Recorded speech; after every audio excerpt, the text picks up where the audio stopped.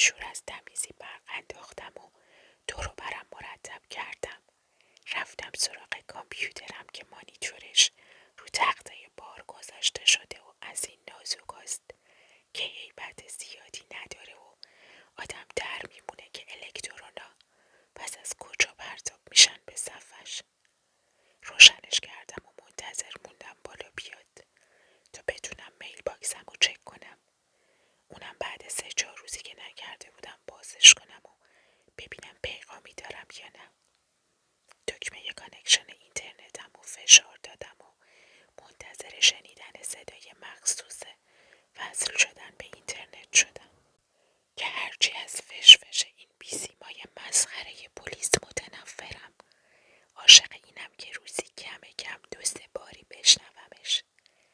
گرچه که در ظاهر امر رو بس که فرکانسش بالا و پایین میره و کش میاد و نمیاد و انواع و اقسام پارازیتو هم به گوش میرسه، اما نمیدونم چطوره که من انقدر کشته مردشم و اگه یه روز نشنومش این موسیقی درهم برهم و حالم رو برا نیست یه جورایی.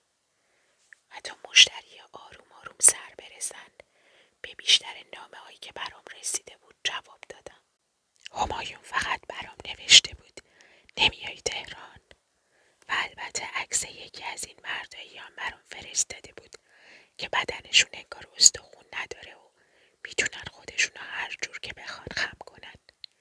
میخوام بگم طرف طوری خودشو از کمر خم کرده بود که تونسته بود سرشو بین 2 پاهاش ببره تو از پشت به خودش نگاه کنه. در جوابش نوشتم شاید به همین زودی اومدم، برای اینکه قهوه استارباکسم تموم شده و باید برم کافه رئیس تا چند کیلویی ازشون بخرم. ضمناً آرزو میکنم که یه روزگاری تو هم بتونی مثل این مردک انقدر منعطف باشی و طوری خودتو خم کنی و بپیچونی که خود واقعی تو ببینی و عاقبت خود گم شدت رو پیدا کنی. فرنداز برام نوشته بود ببخشید که نتونستم دفعه پیش بیام کافه. تقصیر پریسیما بود که گفت کارتون از این حرفا گذشته و از دست کسی کاری ساخته نیست. راستی گلگیسو میگفت همکار تازه گرفتین برای کافه. ببینم واقعا نمیشه کاری براتون کرد. براش نوشتم خواهرت چنان تحقیرم کرده که دیگه نمیتونم باهاش زندگی کنم. حتی اگه حاضر باشه بدنشم خیمه کنه تو بتونم سیگارمو بگیرونم یا از بین کتاب قصه های بچگیش بیاد بیرون و مرتب نره اون تو، همون توقعی از من نداشته باشه که زنای شاه از یه شاهزاده دانمارکی یا یه نجیب زاده انگلیسی دارن، یا حتی اگه 65 تا بچه قد و نیم قدم برام بیاره که از سر و گولم بالا برن، بازم حاضر نیستم ببخشمش. با قهوه فروختن و پیشخدمتی اینو اونو کردن تا حالا نصف کمتر مهریه‌شو جمع کردم. نصف دیگه‌شم به همین زودی جمع میکنم و میدم بهش تا بره دنبال کار و زندگیش. یه مرد مایه داره متشخصم پیدا کنه و باهاش ازدواج کنه و همون روز اول تا میتونه برای خودش طلا و جواهر بخره یا از این پیرنایی که یقه خرگوشی دارن یه 10-20 تایی برای خودش بخره و توی کمد آویزون کنه. دست همو بگیرن و برن توی این پاساژهای بالای شهر راه برن و مرتب خرید کنن و بدن کسی همه خریدشونو بذاره تو صندوق عقب ساناتای آبی نفتیشون. سالی 52 بار برن شمال، یه ویلای خوشگل رو به دریای کثیف مازندران که من عقم میگیره ازش کرایه کنن برای 150 شب که وقتی اجارهشو مردک میده خواهرت به خودش بباله که پشتش به چه مرد قوی دست و دلبازی گرمه. برن و از این تلویزیونای پلاسمای 420 اینچی بخرن و بذارن تو پذیرایی خونشون که طول و عرضش همون قدری باشه که یه ضربه تایگر وودز میتونه توپ گلف و تا نهایتش جا به جا کنه، یا 10-20 تا گلفت و نوکر استخدام کنن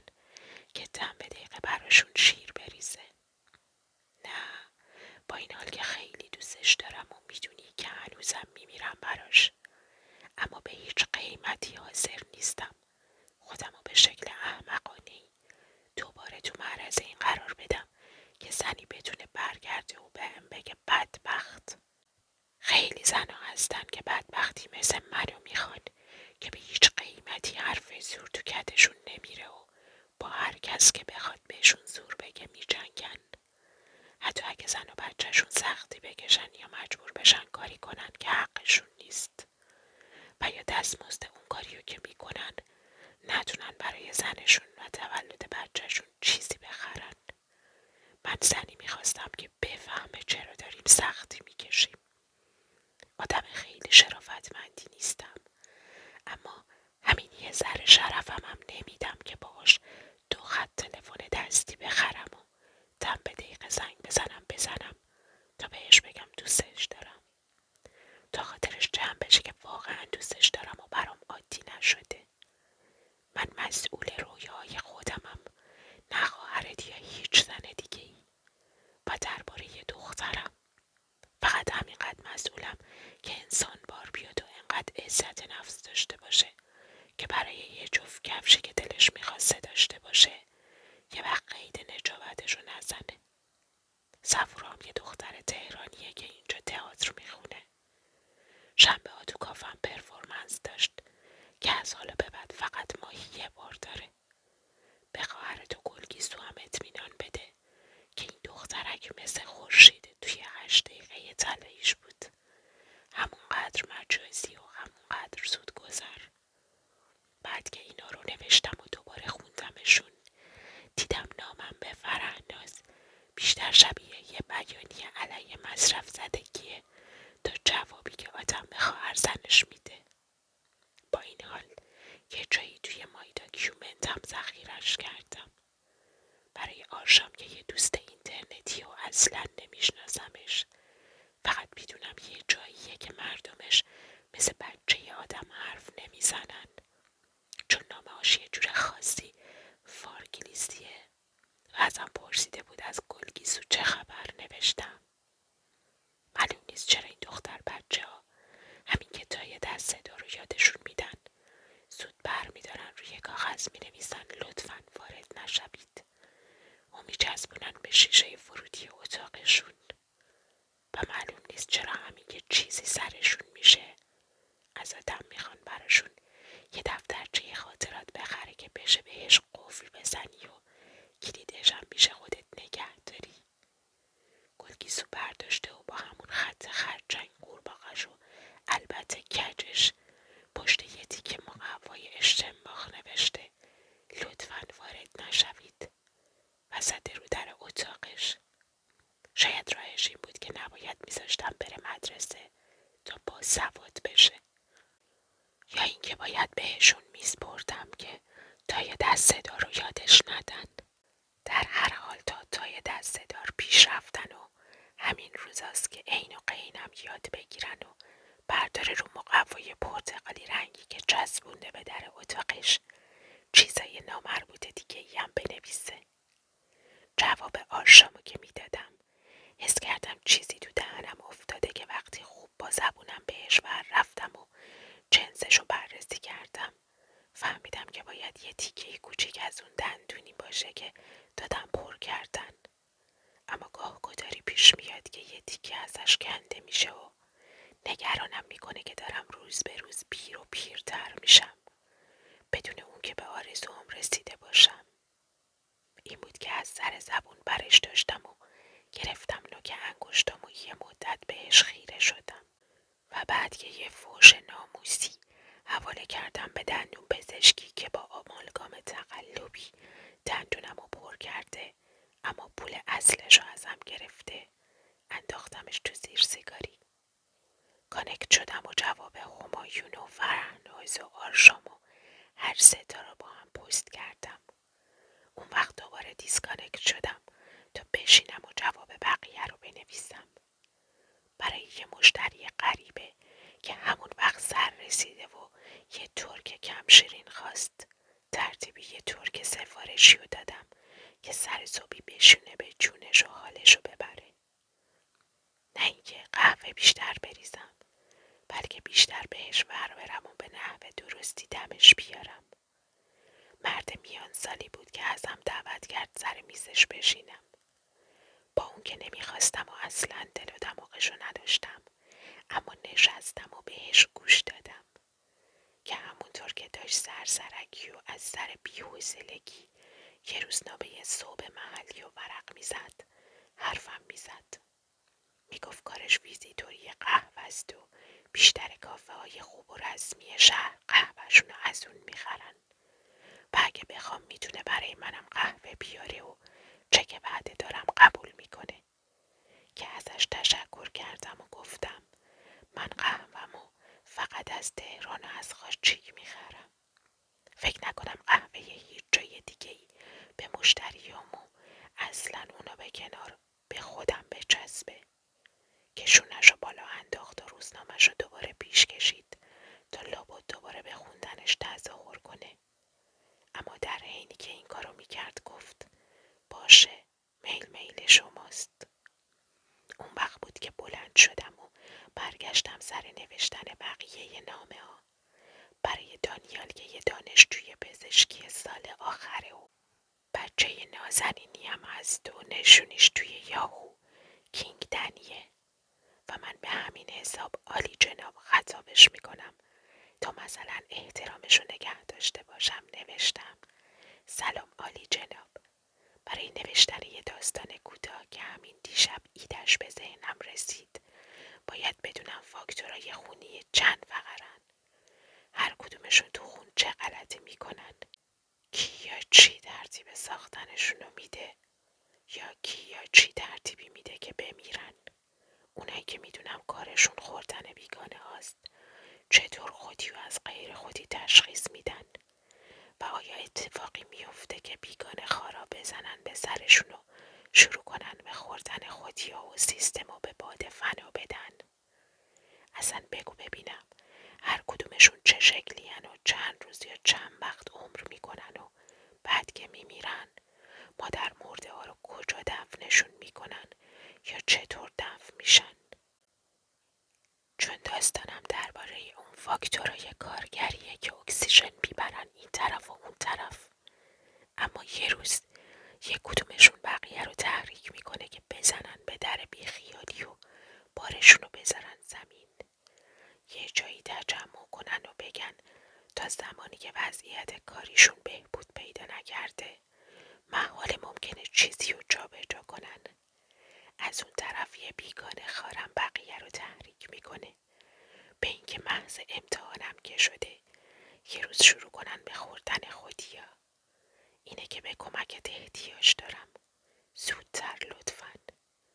نامه اونو که ذخیره کردم رفتم سراغ نامه علی که نوشته بود خیلی عجیبه، دیگه نه فیلم نه رمان نه موسیقی هیچ کدوم حال سابقه بهم نمیده، معلوم نیست چه مرگم شده.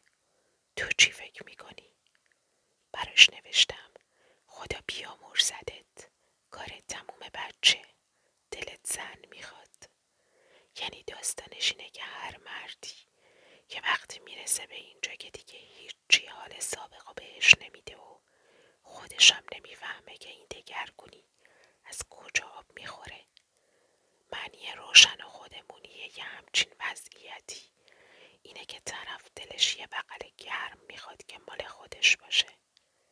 یعنی کار با فاحشه و تکبرانه مثل اونم پیش نمیره، فقط یه زن و اونم مال خودت دوباره ردیفت میکنه، وگرنه هیچ بعید نیست کارت به جنون و دیوونگی هم بکشه.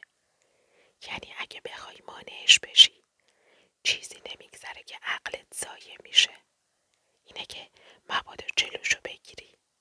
اما یه راهی هست که میتونی سر این بحران که من اسمشو گذاشتم بحران بغل گرم مال خود آدم شیره بمالی و برای یه چند سالی دست به سرش کنی. اونم اینه که هر طور شده دلبرکی رو گیر بیاری، خفتشو بچسبی و برای 2-3 ماهی سیغش کنی. البته مراقب باش کاری دست خودت یا زنک ندی، یعنی نبینم بعد 2 ماه برداشتی برام نوشتی عاشقش شدی و نمیتونی ازش دل بکنی. از هر زنی میشه دل کند. شکمشو بالا آوردی و حالا نمیدونی چه خاکی به سرت بریزی و ازم راهنمایی بخوای که عواقب قانونی کورداژ چیه، تو که این چیزا سرت میشه. میخواستم همینجا نامه رو تموم کنم، اما وقتی یاد گدار میشا افتادم براش اضافه کردم. وقت گدار زمستونی میشای کوهی که میرسه، از همه ریش سفیدترشون میره رو صخره‌ای رو به شرق میسته و هوا رو بو میکشه.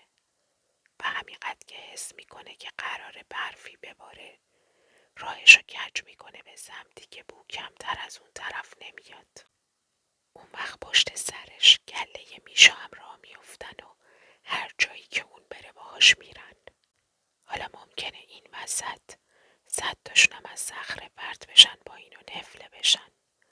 برای همین گدار زمستونی میشا اغلب پرخون و خون ریزیه و جنگلبانا برای اینکه سر میشای بیچاره رو شیره بمالن و کاری کنن که نرن گدار و خودشون از دید اونا بی خودی به کشتن ندن. یعنی کاری کنن که میشا پیش خودشون فکر کنن اگه میشه پیر درست فهمیده و واقعا زمستون تو راهه، پس چرا توی کوه و کتل انقدر علف ریخته؟ لابد این بابا عقلش ضایع شده و اشتباه میکنه که زمستون تو راهه. میرن و بسته های علف و پرت میکنن تو مسیر میشای زبون بسته. اینه که حتی اگه میشه پیر قسم خدا و زن و بچه‌شم بخوره که خودش با همین دماغ خودش بو کشیده و فهمیده که فردا یا فوقش پس فردا برف میباره، میشای احمق از جاشون جم نمیخورن. تازه ممکنه طوری نگاش کنن که دست زن و بچه‌شو بگیره و بذاره بره و از ناسپاسی قوم و قبیلش هم تا عمر داره دلخور باشه. انقدر که اگه بهار بعد دنبالشم بفرستن بگه دیگه غمش هم نیست که چه به روز قوم و قبیلش میاد. ازن برن گوهشونو بخورن. وقتی انقدر اولاغن که گوله 4 تا پارکبان حیات وحشو میخورن که سر خود نمیذارن طبیعت کار خودشو همون جوری پیش ببره که براش طراحی شده. حالا تو هم جلوی دلت علی جان یه بغل گرم بنداز که مال خودت باشه. یعنی دلت فکر نکنه اون بغل گرم مال هیچ کس دیگه غیر خودت نیست. اینه که تا 1-2-3 سالی البته اون بحرانی که برات گفتم نمیاد سراغت و بازم میتونی از فیلم و قصه لذت ببری. یعنی بشینی دور از اجتماع خشمگین و 10-12 بار دیگه هم ببینی و بازم دلت برای اون گوسفند چرون فیلم بسوزه. یا بازی جرمی برتو توی فیلم شرلوک هولمز ببینی و همیشه یه خدا فحش ناموسی بدی بهش، به خاطر اینکه حرومزاده یه جادوگر بلده که چطور با پلک چشمشم بازی کنه. نامه علی و دانیالا که سند کردم گلگیسو از راه رسید. دوید تو بار و گفت 200 تومن بهش بدم تا بده به کسی که دم در کافه ایستاده و اگه هر کس 200 تومن بهش بده براش ویولون میزنه. دست کردم توی جیبم و یه 200 تومنی نو دادم بهش و وقتی داشت میدوید تا از کافه بره بیرون بهش گفتم بگو بیاد تو کافه بزنه. کسی که ویولون میزد جوانک سفید موی استخونی ریزه میزه گوری بود که پشتش بفهمی نفهمی قوز داشت. از این عینکا زده بود که کورا میزنن و از این عصاها داشت که مخصوص کوراست و با یه تیکه نخ بلند و محکم پیچ خورده بود دور مچ دست چپش، همون دستی که با اون سر ویولونو گرفته بود و تهشو گذاشته بود روی دوشش. از گلگیسو که اونو گرفته بود و آورده بود تو کافه و اونجا دستشو رها کرده بود پرسید چی بزنم دختر خانوم؟ گلگیسو کیف کرد از اینکه یکی داره بهش میگه دختر خانوم. برای همین رو کرد بهم و با خنده ازم پرسید تو میگی چی بزنه؟ گفتم چی بلده بزنه. جوونک سفیدی موهاش نسبتی با سنش نداشت، سرشو کج کرد طرف صدای من و گفت بیشتر آهنگا رو بلدم آقا. سرشوری دارم و میتونی بزنی؟ گفت بله میتونم. و اون وقت آرشش رو گذاشت روی سیمای ویولون رنگ رو رفتش. یکی دوباری برد و آورد و بعد شروع کرد به نواختن. ویولونش کوک کوک بود و نوای محزون کم نظیری داشت که مثلشو کمتر شنیده بودم. گلگیسو همونجا نشست روی صندلی و بدون اینکه کمترین سابقه ای از این آهنگ داشته باشه رفت تو فکر. لابد دلش و هوس مامان پریشو کرده بود، یا رفته بود تو نخ اینکه چرا بعضیا کورن، یا چرا بعضی از دخترها سنگ صافشون رو نمیدن به دیگران تا باهاش لیلی بازی کنن. چون دیدم که پاک تو این دنیا نیست و تا وقتی که جوونک کارش تموم نشد و آرشه را از روی سازش بر نداشت، از خیال هر کجایی که توش بود بیرون نیومد. جوونک انقدر قشنگ زد که گفتم حیف ازش نخوام بشینه و باهاش آشنا نشم. به گلگیسو گفتم دستشو بگیره و بشوندش روی چارپایه کنار بار. و وقتی که نشست ازش پرسیدم چای میخوری یا قهوه؟ که گفت چای بی زحمت. برای همین توی فنجون مخصوص براش آب جوش ریختم و گذاشتم کنار دستش. کیسه چای و کمی تو فنجون چرخوندم و خوب که رنگ داد برش داشتم و انداختمش تو سطل. اون وقت دستشو گرفتم و چسبوندم به فنجون تا بدون کجاست و یه وقت نکنه دستش بی هوا بخوره بهش و خودشو بسوزونه. تو نخ این بودم که چطور دستشو حتی برای یه لحظه از فنجونی که داده بودم دستش دور نمیکنه تا مبادا گمش کنه، که یه دفعه به ذهنم رسید ازش بخوام روزی 1.5 ساعت دم غروب بیاد کافه و برای مشتریایی که طالب سازن ساز بزنه، عوضش ازم حقوق بگیره و اگه مشتریا انعامی هم دادن مال خودش باشه و بذاره تو جیب خودش. هر بار که میخواست چیزی بگه عوض دهن گوششو میگرفت طرف شما و حرف میزد، جوری که آدم فکر میکرد داره با زمین حرف میزنه. گفت مزاحم کسبتون میشم. گفتم چه مزاحمتی، از خدامه، کافم یه رونقی میگیره. گلگیسو که تا اون وقت ساکت بود سرش آورد بیخ گوشم و گفت عالی میشه بابایی، ولی یه وقتایی بگو بیاد که منم باشم. خیلی آروم جوری که فقط اون بشنوه بهش گفتم آخه سر ظهرا که خلوته، کسی نیست که بهش سفارش بده، اون وقت چیزی گیرش نمیاد بنده خدا. سرشو به نشونه این که پذیرفته حق با من تکون داد. برای همین رو کردم به جوونک و بهش گفتم قرارمون از فردا دمدمای غروب. و بعد که چایشو سر کشید بلند شد تا بره که گلگیسو از توی بار دوید تا بهش کمک کنه. برای همین ویولونشو از روی کانتر بار با احتیاط برداشت و داد دستش. اون وقت دست دیگه‌شو گرفت و قدم به قدم تا بیرون کافه همراش رفت. وقتی برگشت مثل همیشه کیفشو آویزون کرد به دسته یه صندلی و بعد اومد تو بار. پیشبندشو بست و ازم پرسید کورا هیچ وقت هیچیو نمیبینن بابایی؟ گفتم کی گفته کورا هیچیو نمیبینن؟ خیلی هم دیدشون از ما بهتره. پرسید چطوری؟ گفتم خدا که چیزیو از آدم میگیره عوضش 10 تا چیز دیگه به آدم میده. پرسید مثلا؟ گفتم مثلا اینکه کورا اگه نمیبینن عوضش گوششون خیلی از گوش ما که میشنویم بهتر میشنوه. پرسید سخت آدم کور باشه؟ گفتم امتحان کن. پرسید چطوری؟ گفتم با خودت قرار بذار امروز همه ظرفا رو بشوری به شرط اینکه تمام مدت چشمات بسته باشن. گفت باشه.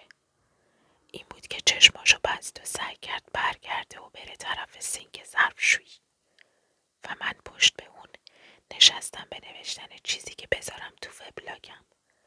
و گاهی وقتا پشت بهش و رو به مانیتور ازش پرسیدم به ببینم چشماتو که وا نکردی یه وقت، که هر بار گفت نه و هر بارم که نگاش کردم دیدم با جدیت داره پلکاشو به هم فشار میده که مبادا یه وقت چشماش باز بشن و دیدم داره کورمال کورمال فنجونا رو کف میماله و آب میکشه.